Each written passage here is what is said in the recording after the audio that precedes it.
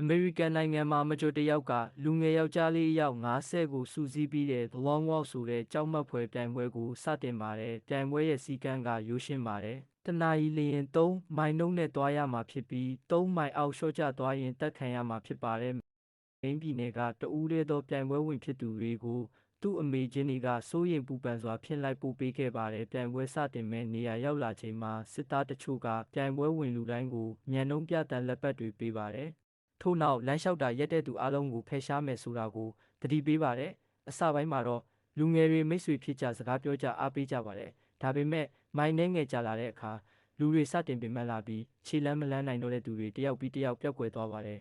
။ရီဟာဒီပြိုင်ပွဲကလူတွေကိုကြောက်အောင်လုပ်ဖို့သာရည်ရွယ်ထားတာဆိုတာသိလာပါတယ်။သူ့အဖေကိုဒီစနစ်ကြောင့်ဆုံးရှုံးခဲ့ရတဲ့တွေကစုကိုမလိုချင်ပါဘူး။သူ့စိတ်ထဲမှာရှိနေတာကမက်ဂျိုကိုအဆုံးသတ်ခြင်းနဲ့ဆန္ဒပါ။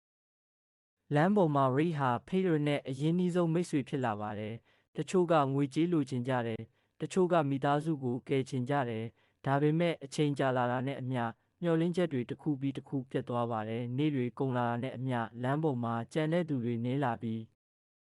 နောက်ဆုံးမှာရီနဲ့ဖေးရနှစ်ယောက်သာကြံရစ်ပါတယ်။ပန်းတိုင်နီးလာတဲ့အချိန်ဖေးရကဆုံးဖြတ်ချက်တစ်ခုချလိုက်ပါတယ်ရီကိုသူ့အမေနဲ့ပြန်တွေ့စေဖို့